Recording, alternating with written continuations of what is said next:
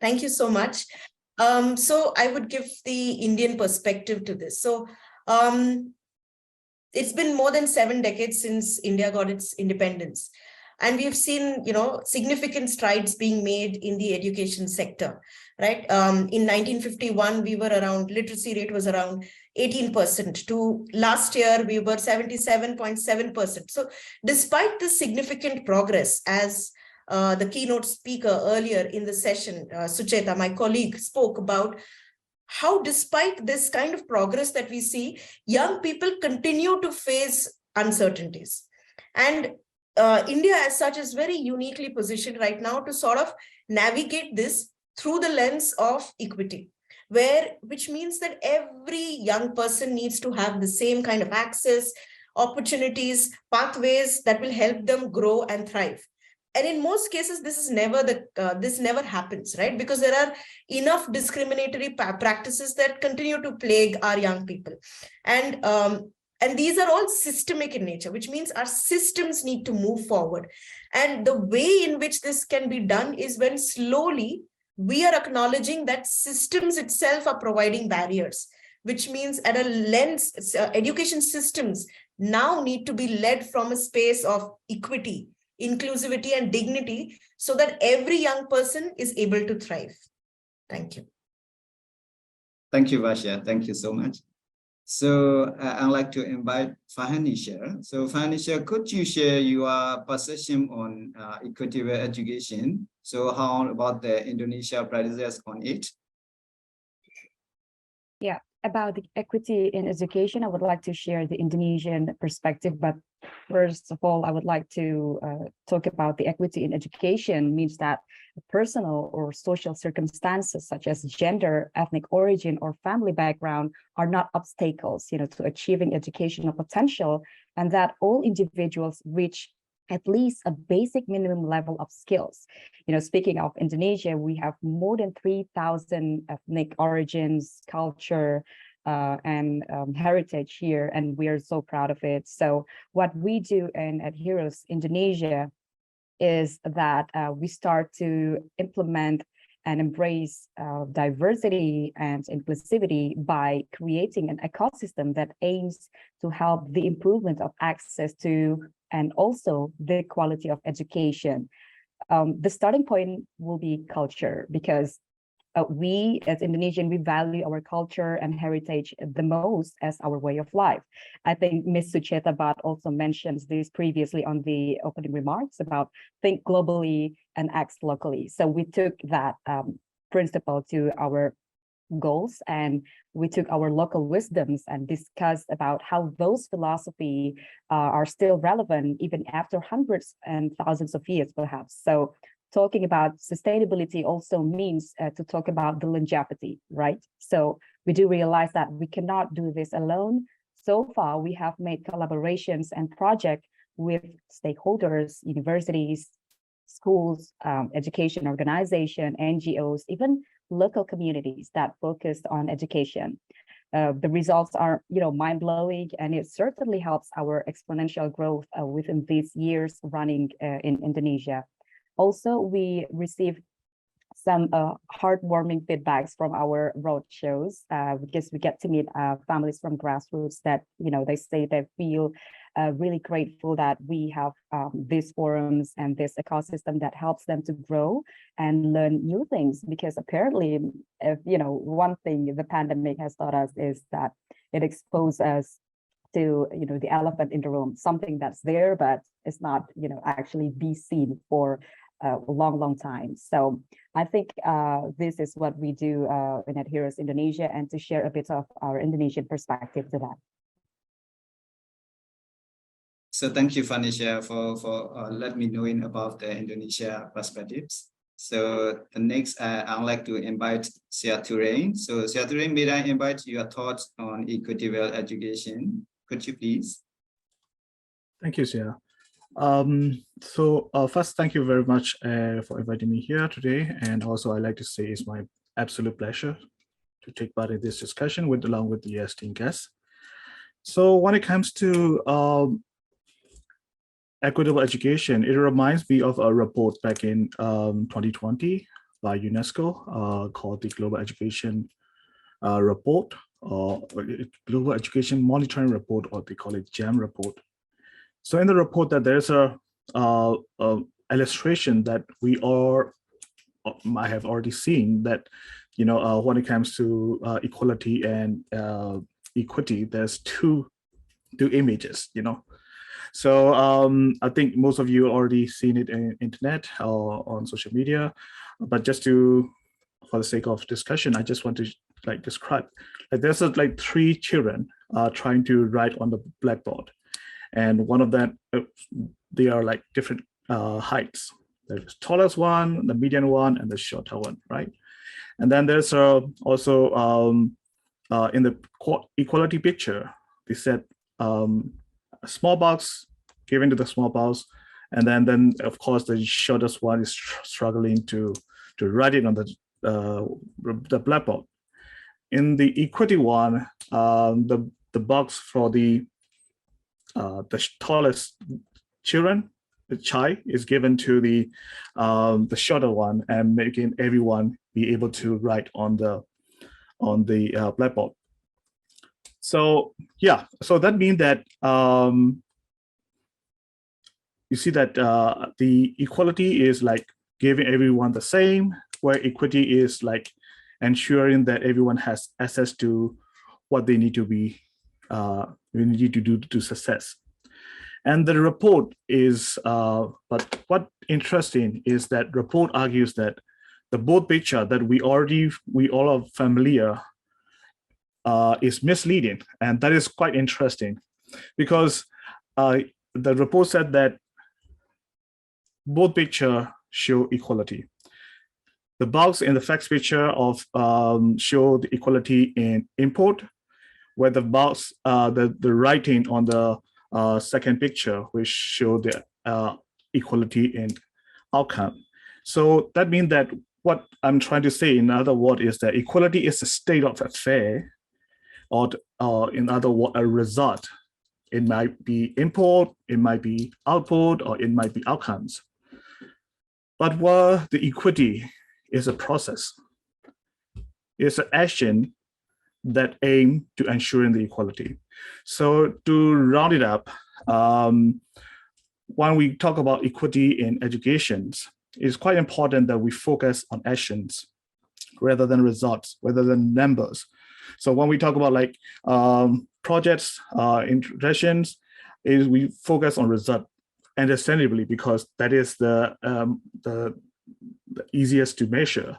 But for us to make it more sustainable, it is very important to focus on the process, which is making sure the process is equitable and the equality is ensured. So yeah, that's my initial thought on that. Thank you. So thank you, Thurein, for sharing your great example with the distance between equity and equality. Thank you so much, Sia. So I'd like to invite Sachal. So Sachal, could you share your idea of how we can achieve equity in education? Sachal, please. Thank you. 263 million children, adolescents and youth were out of school not long ago, which is nearly 1/5 of the young global population. 15 million primary age girls will never get the chance to learn to read or write, compared to 10 million boys. 1/3 of all out of school primary age children have a disability. Girls from poor and vulnerable groups and those affected by conflict face the biggest barriers to education. Millions of children are in school but are not learning properly. Their lack of achievement is due to factors including poor teaching, limited resources, and being subjected to violence or abuse. Inclusive, equitable, quality education to me means that all children, regardless of physical, intellectual, social, emotional, or linguistic abilities, learn and participate equally and effectively in safety and free from gender bias.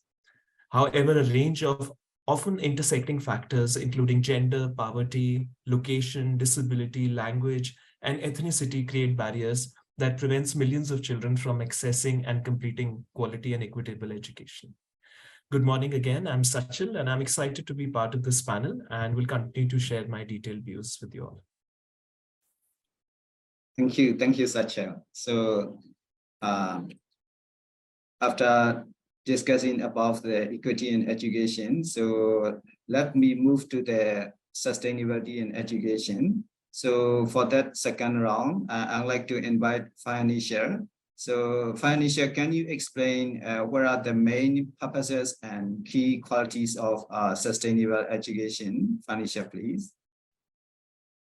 Sure. Yeah, sustainable education, when it comes to mind, something is that really needs to be pay attention. You know, we need to pay attention to that, because sustainable education is an educational approach that aimed at entrenching in students, schools, communities, the values and motivations to act for sustainability now and in the future, in one's own life, in their communities, and lastly, on a worldwide platform. It means to find long-lasting solutions through education, namely with regard to social, environmental, and economic issues that is related to the three pillars of sustainability. You know, in order to successfully achieve this, we think that we need to find a concept that involves active academic participation to create economic, social, and environmental programs to improve life standards, generating empowerment, and also respecting interdependence. Because education in diverse forms and multiple contexts, you know, it provides the means whereby each generation passes on its culture, you know, discoveries, successes, and also failures to the next. So education is also important to formulate, challenge, and disseminate ideas, knowledge, skills, and also values within communities, from young to not so young, and also between communities, nations, and continents. While in EdHeroes Indonesia, we start to do that by creating an ecosystem, you know, because talking about sustainability means to talk about the longevity. So we do this with a collaboration with stakeholders, universities, communities that focus on educations. And, you know, because education also is a way of life, because without it, it's very little in the human context can be sustainable. So I think this is a very important means to be discussed, and I'm glad that we're here and talk about this. So thank you so much, Farhannisa. So may I invite Thurein with how can we sustain education for next generation? Thank you. So when it comes to sustainability in education, there are two ways of looking at it. The first is the providing educations, as Farhannisa explained, that address three pillars: economic viability, social equity, or environmental protection, all of which are of utmost importance to the future generations. And incorporating these three concepts into the learning and education environment is very pivotal to achieving the sustainable education. The other way of looking at sustainability in education is that to provide or to ensure that the equitable and inclusive education is delivered and provided in consistent and sustained manner. So that is quite important, because particularly like the education policies change when the government change, or the education policies or projects change when the projects pack up and leave. And so these are not very sustainable. So just going back to my first comment about equity being a process, the government as well as the funding agency, whether it's going to be the UN agencies or NGOs or local NGOs, it's quite important to invest and fund the process itself, so that not the project. So so the process itself could continue and sustain for generations to come, instead of like, going back to the drawing board every now and again for a new program or new government policies. So that's really important. So that so there's two ways, right? The first is to embrace the sustainability, and then the other is to organize education in sustainable ways. Both of which has its own merit. So yeah, that's my comments. Thank you. Thank you, Thurein. So you mentioned about the stakeholder interest in related to the sustainability in education. So thank you so much, Sia. So next one, I'd like to invite Varsha. So can we balance the equity and sustainability in education? So how about your idea, Varsha? Thanks. Thank you. So yes, there are many ways in which we can do this, right? Equity and sustainability in any which ways, they have to go hand in hand. So to achieve equity, we need to be able to ensure that every young person gets what they need. We need to be able to understand, and like my previous co-panelists have also mentioned, we need to be able to, first of all, acknowledge the intersections of all the different social identities that are there. And all of this, these are very deeply interlinked, whether it is ecological, economic, or social. All of this is connected, and identities, and all this is connected to how we can take equity and sustainability forward. So a starting point towards achieving this balance would be first to enable the values of inclusion, and to first check whether these values of inclusion are instilled in our systems itself. So at Dream a Dream, we believe that equity and sustainable education is possible if our learnings are made relevant, if they are authentic, if they are student-led, parent engaged, teacher empowered. So there is a need for all stakeholders in the education ecosystem to firstly acknowledge that this one-size-fits-all approach is no longer working. Education will move forward only when we see through the lens of equity and sustainability. And this is possible. First, we do the inner work ourselves. Thank you.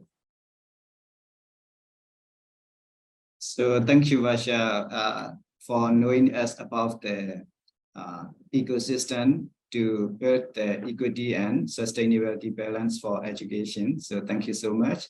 So next one, I would like to invite the Sachal. So Sachal, what are your key considerations to sustain the education? Sure, thank you for that. See, education, I feel, is a vital tool for achieving the 2030 Sustainable Development Goals.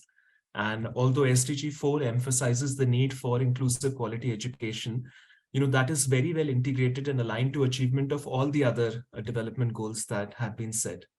And this is because education gives young people the skills, the knowledge, competences, and values to help them, break cycles of poverty, discrimination, social and gender inequality.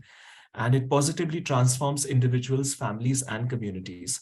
So in a nutshell, education solves a lot of other problems come along with that. And we believe at Plan that education is a fundamental human right.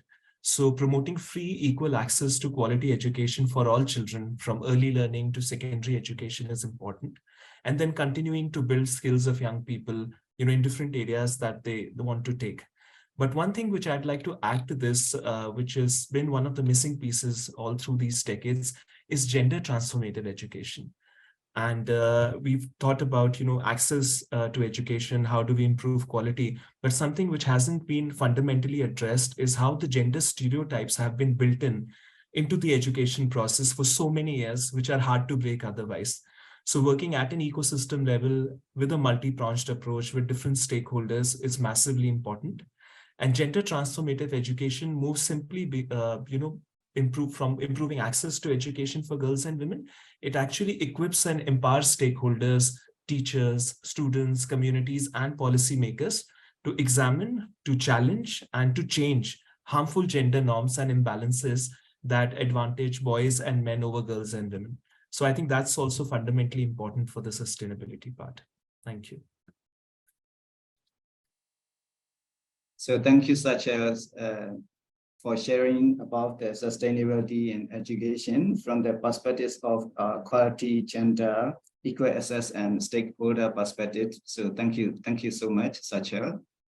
So after 2-round session, I'd like to move another round with the sustainable development goals. So every sustainable development goals has a challenge and opportunities. So the first one, I'd like to hear from Farhannisa. So what would be the challenges and opportunity to get equity and sustainability in education? So how do you think, Farhannisa? Yeah, when we talk about challenges and opportunities, sure that we do know that the UNESCO has recently published the objectives for working towards sustainable development over the next few years. Especially for education, the challenges understood as a fundamental pillar of promoting greater social justice and also the cohesion among the population, are to ensure inclusive and equitable quality education, as well as to promote lifelong learning opportunities for everyone. The aims of this are to promote effective learning environments, as Ms. Varsha has previously mentioned, also increase the number of scholarships available to developing countries, and to increase the supply of qualified teachers. Because when we talk about education, it's an ecosystem. We cannot just pay attention to schools, teachers only, but also to families, to students, what they need, and so on. In Indonesia, especially, as we know that in Indonesia, we live in separate islands across our country. So the first and foremost challenge would be equal access.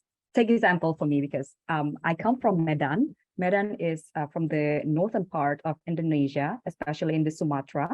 I went from my hometown, Medan, that is 1,800 kilometers away from capital city of Jakarta, where I am right now, to pursue a higher education. Can you imagine? This is just 1 week. Because for some of us Indonesians, sadly, equal access is still a luxury.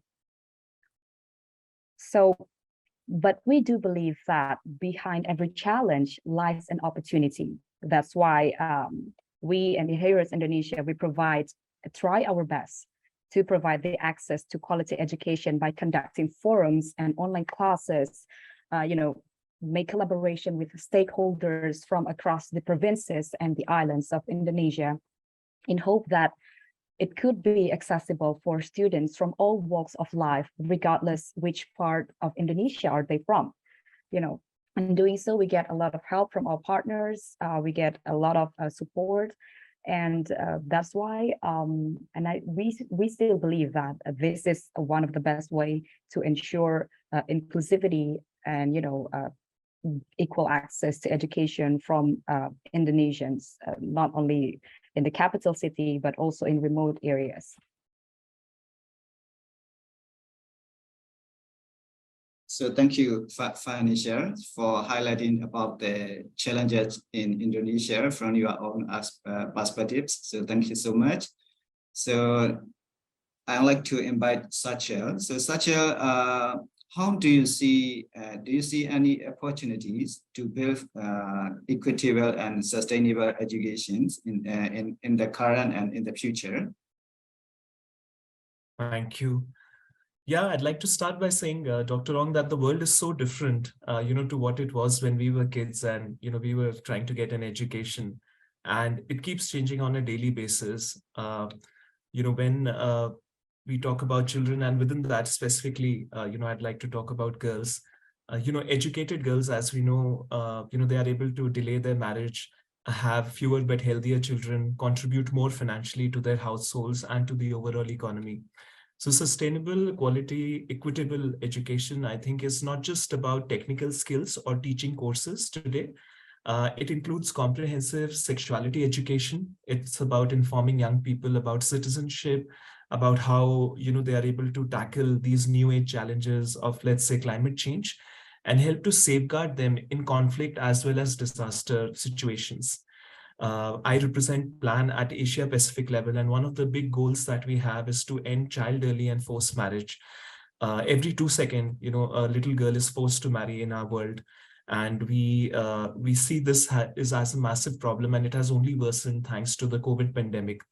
And girls are often disconnected from school, have no say in family matters, are first to face violence and abuse, last ones to be fed, and then, just married off at whatever age, whenever it is, convenient.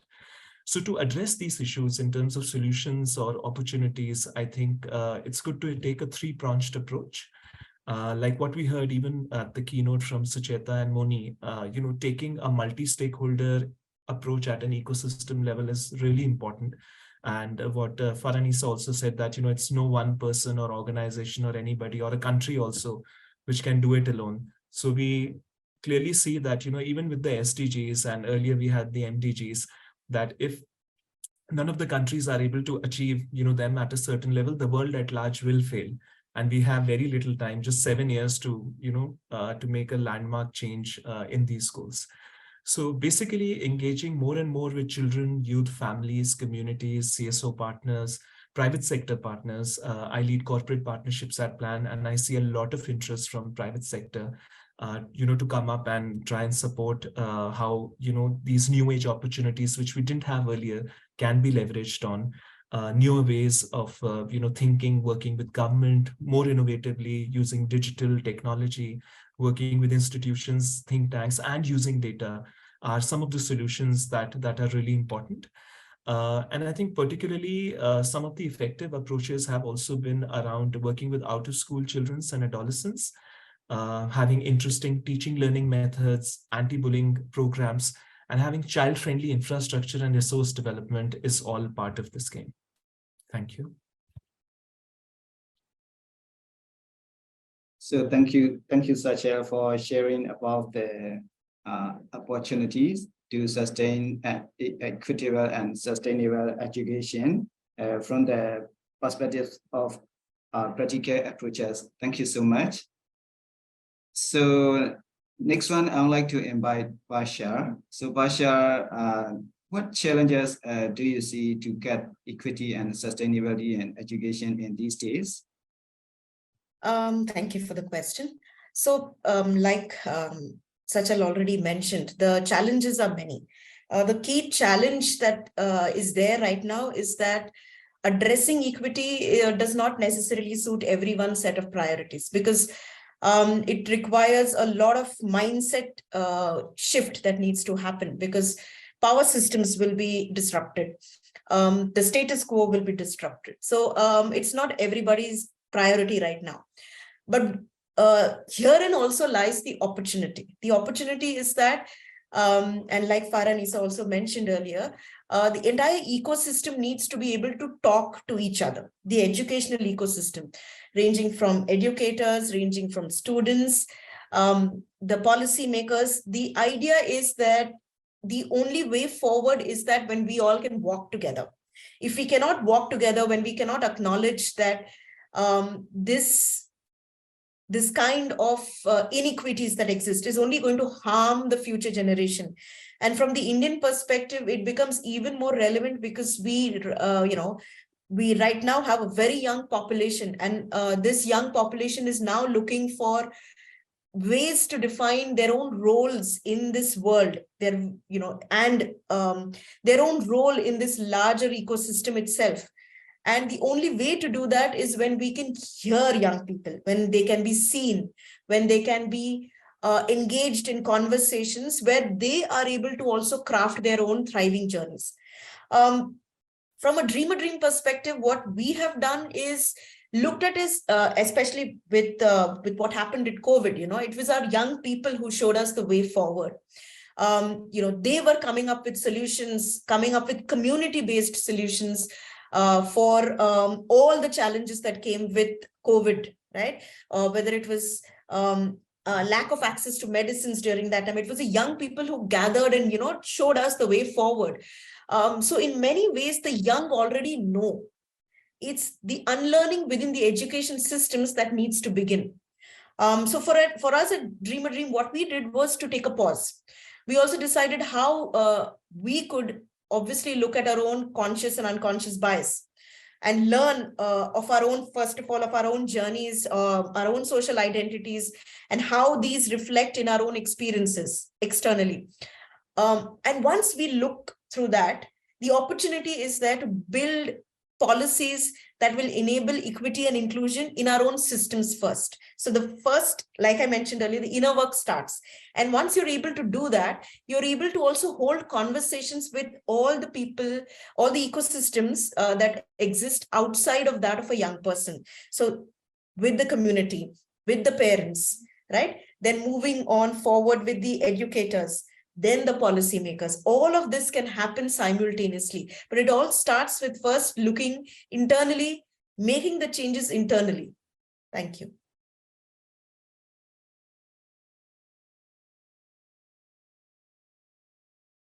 Thank you, Varsha. So to address the challenges to sustain equity and sustainability in education, so we need to work together between the government, teachers, and learners. So thank you so much.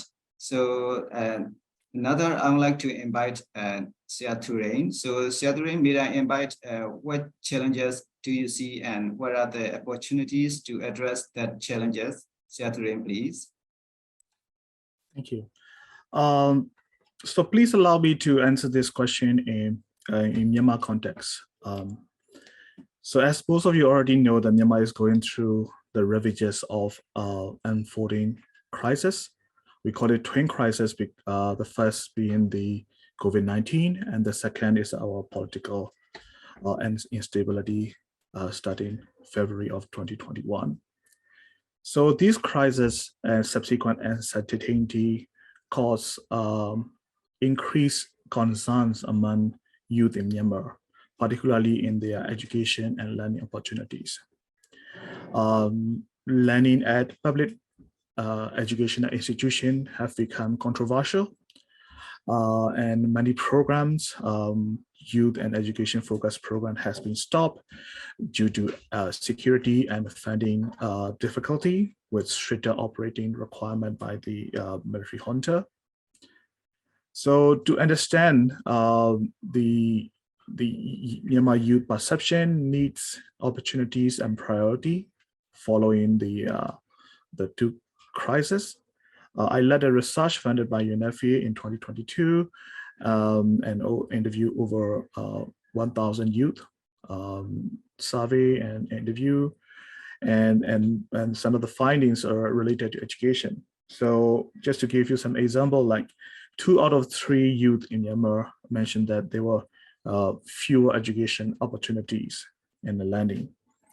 For them, the main barrier is the political instability and security, but also there are also other barriers, such as not being able to afford training fees, lack of resources in education are also a big factors for them not being able to receive the educations.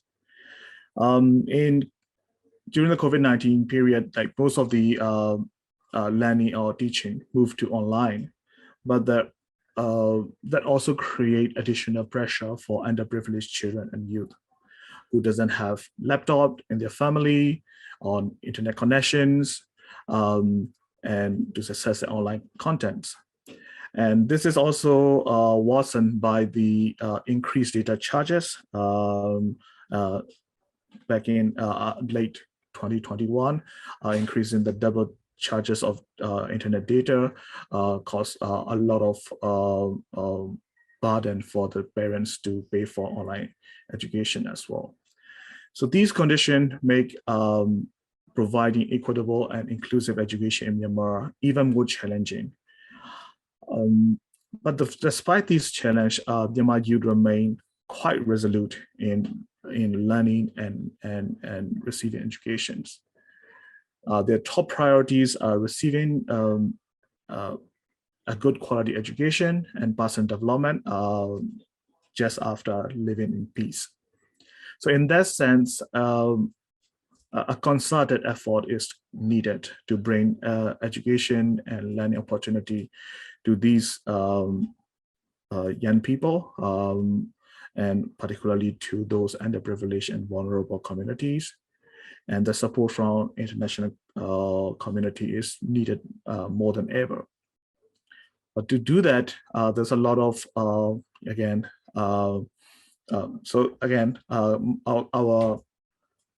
challenges are more of an emergency in nature these days. So yeah, I mean, how shall I put this? Like, we like to take up all these challenges, but again, it is also to make sure that these are also part of the emergency plan, and also to make sure that these programs are delivered in different ways than the normal times. So yeah, thank you. Yeah, thank you, Thurein, for contributing about our from our country perspectives. So thank you so much. So it's time to answer our participant questions. So Mirain, select some questions from our audience.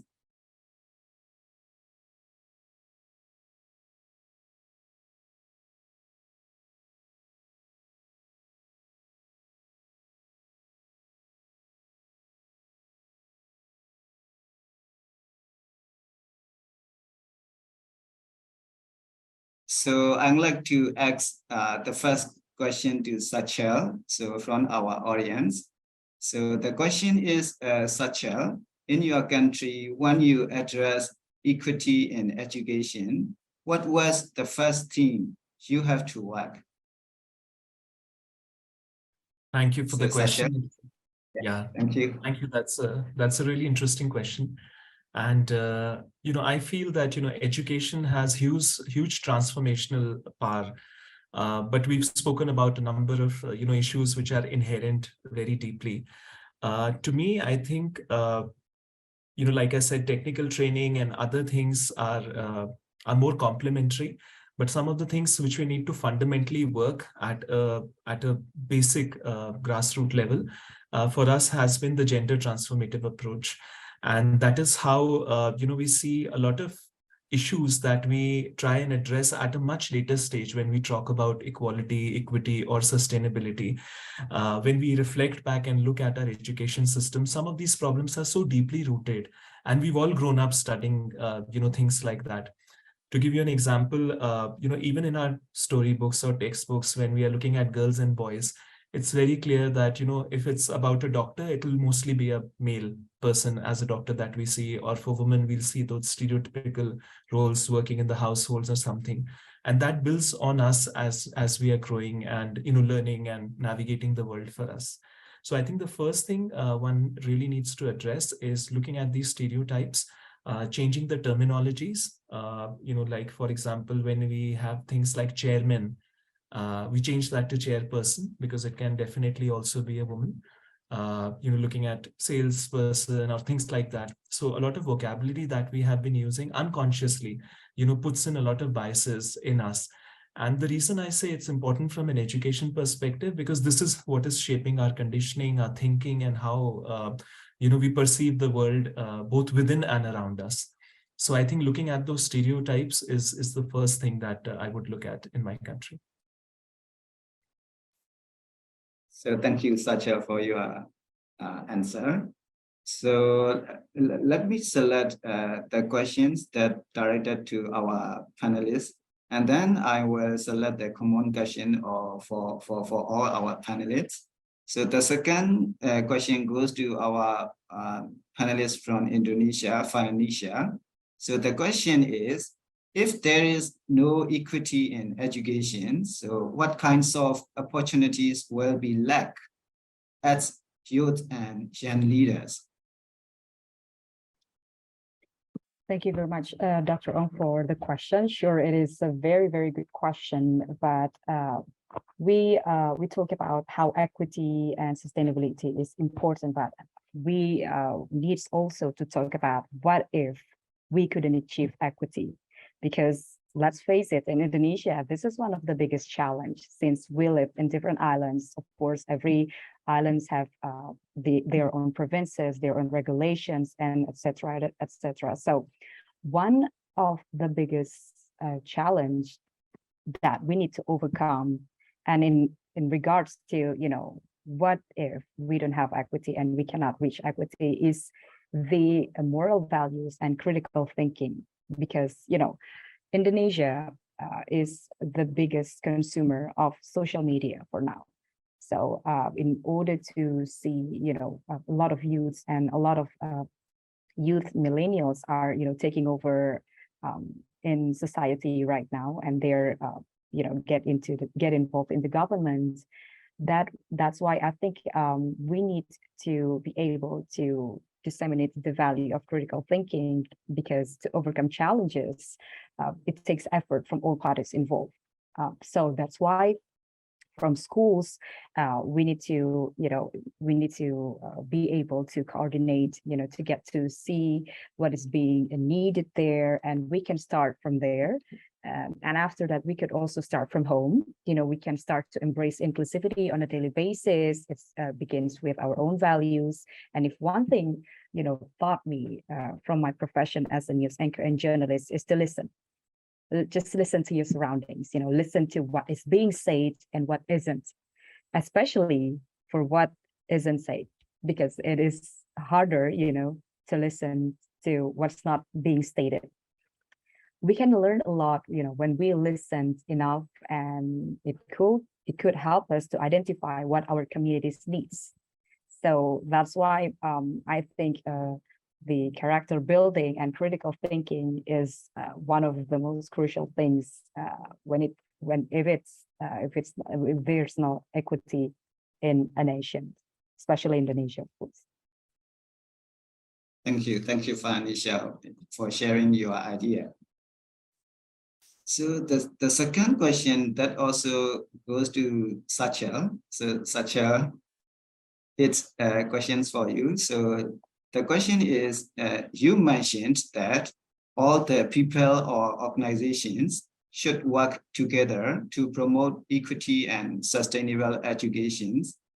So how to motivate to work together the people and organizations to sustain and equate educations?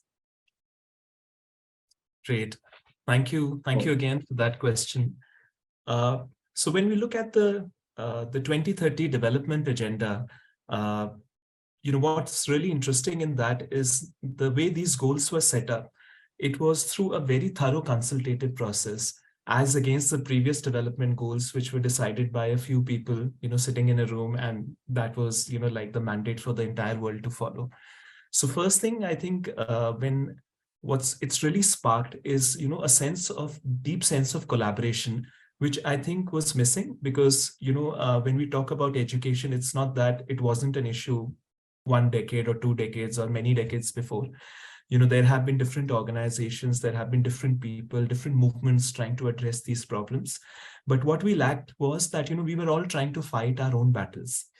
But now, with that spirit of collaboration or doing things collectively or identifying common ground has become much more easier, and it's right there on the surface is what I feel. COVID pandemic, again, is one of the classic examples where, we saw the world coming together as one family, as one united, position which we wanted to take, and we all wanted to, fight it together. So I think what's really the answer there is finding the common ground and looking at transformational partnerships, which has been clearly outlined as the one and the only way even I see, any kind of a development issue being resolved, whether it is education or healthcare or livelihood. And within that, what's interesting is that, at my job at Plan, what I do is I work with a lot of private sector organizations, but in my career before, I've worked with 2 ministries of the Indian government. I've worked with the UN, and that has really helped me understand, both the drivers and the challenges that these organizations face. So working both as them has really helped me in working with them, because you understand the motivations and, the different expectations each of them have. So working at a very, collectivized partnership consortia-based approach is tough because, you have dealing with a lot of expectations, but I think that is the only way we can really make a very tangible change addressing any problem. So partnerships, transformational partnerships is the way to go. Thank you, Sachal. So I would like to select the last dedicated panelist sessions from our audience, and then I will select one more question, one more common question for all panelists. So the last questions goes to also Farhannisa. So they are really impressive, your discussions, I think. So the question is, maybe the question from the parents. The question is, do parents in your country support their children's educations? Yes. Or do the young people themselves have to work hard to study? Sure. Yeah. Dr. Oung, because in Indonesia, parents support education for their children because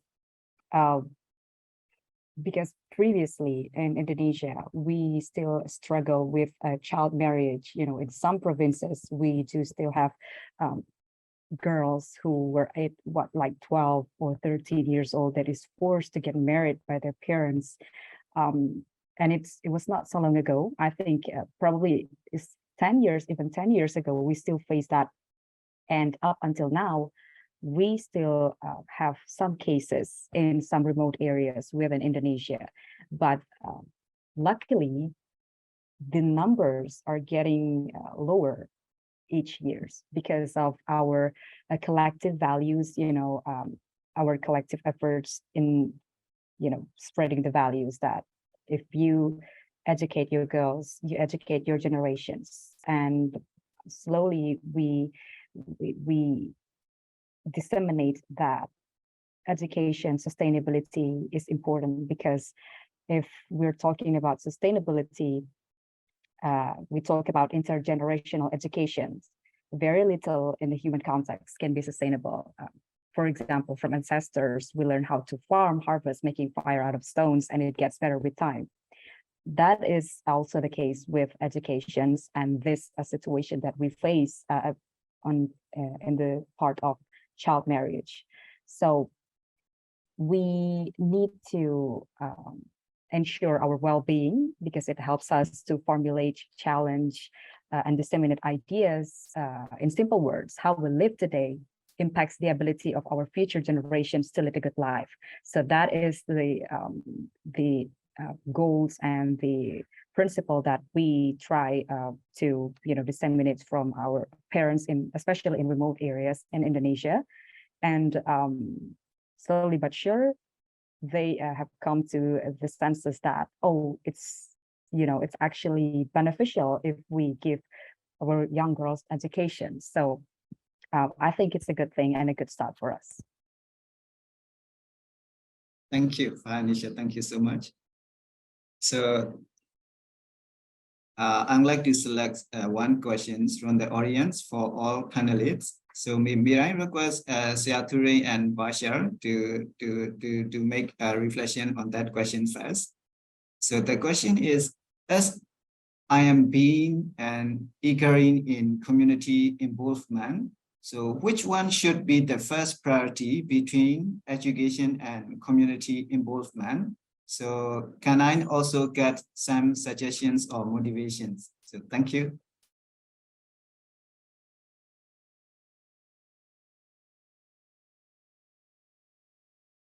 So which one he or she should choose first, education or community empowerment? Which one? How do you think, please? Right. Let me go ahead with that. So I mean, it also largely depends on what career path you are also looking at as well.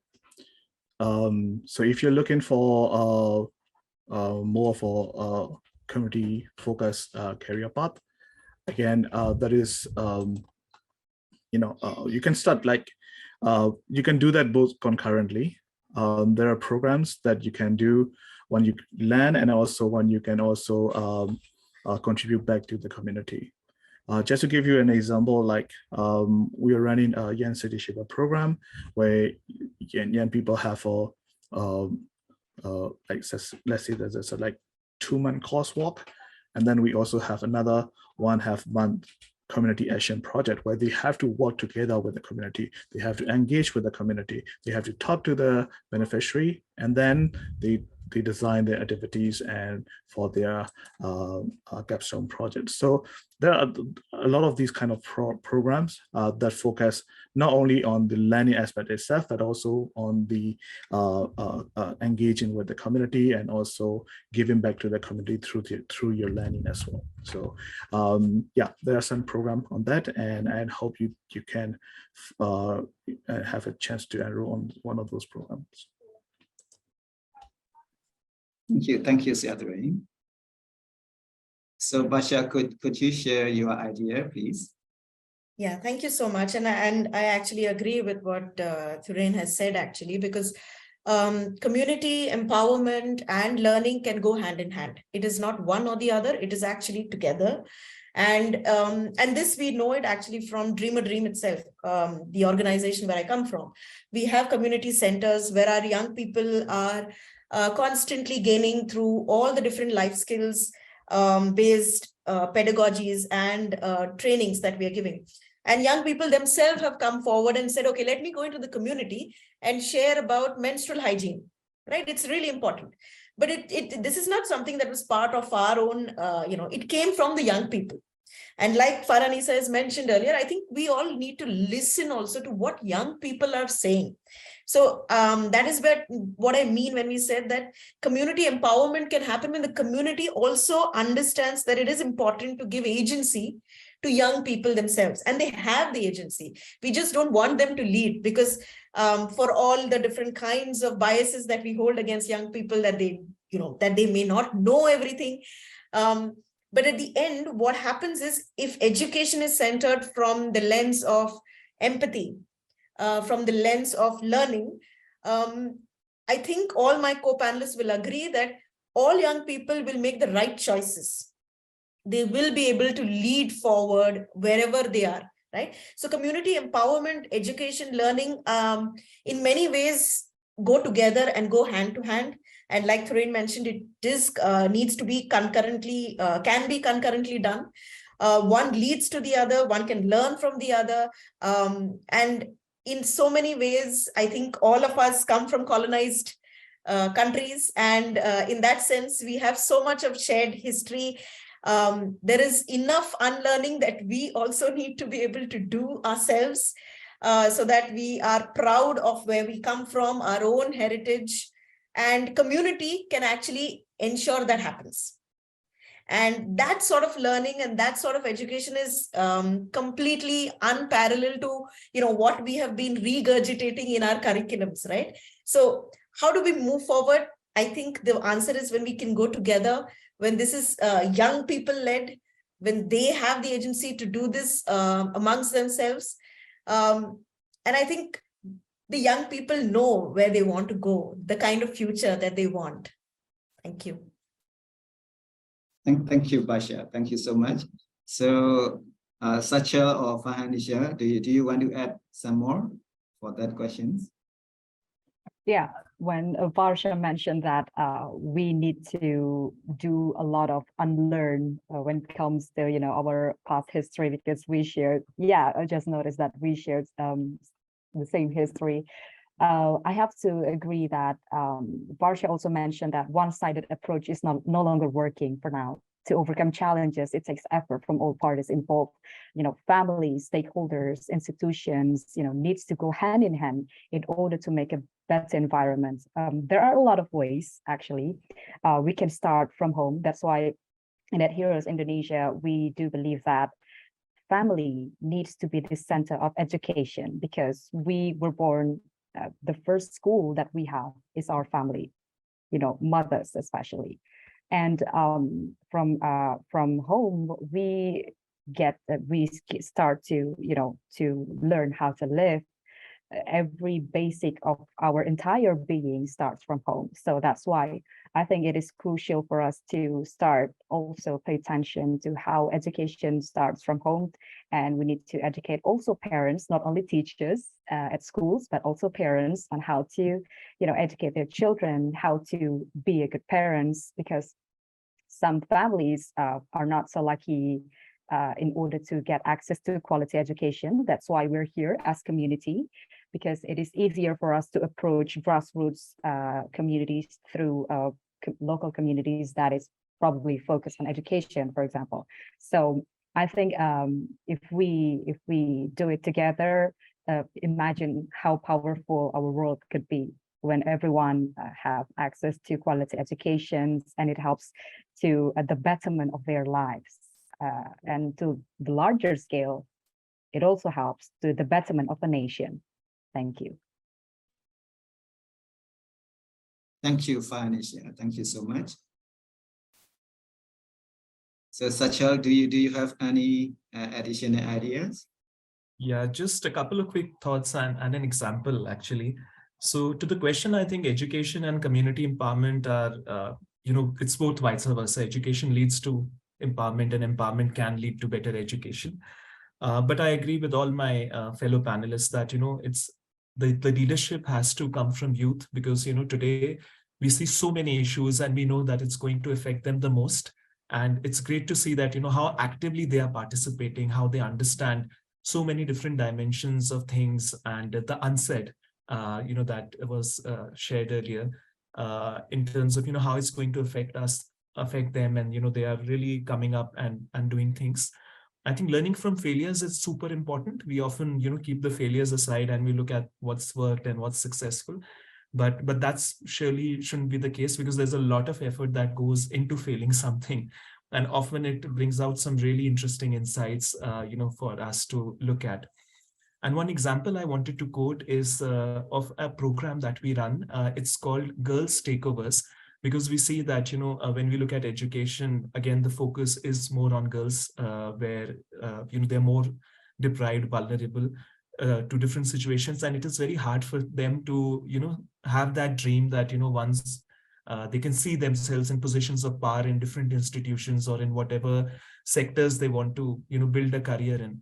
So at the International Day of the Girl, we organize something called the Girls Takeovers, and we do it in multiple countries, about 80 countries around the world. And it's been very successful, where for one day, girls from rural areas or from very marginalized backgrounds take over positions of power in different countries. So for a day, they could become prime minister of a country, they could become CEO of a company, they could become head of an institution or an embassy, and many more. And this really, changes the entire dimension for them to see that, if I'm from a village, this is the maximum that I can reach, no matter how much effort I put in. And we say, no, you can reach to the greatest heights that you want to. So it has a win-win-win approach, because, the girls, they learn from this life-changing experience and believe that dreams can become true. Parallel to that, the organizations which are hosting these girls also learn from a very fresh perspective, on different issues that they are trying to address, and they learn from the ground realities, which then help them to better their programs and responses, both at the country and community level. So yeah, I think it was a fabulous question, and just a quick example I wanted to share. Thank you.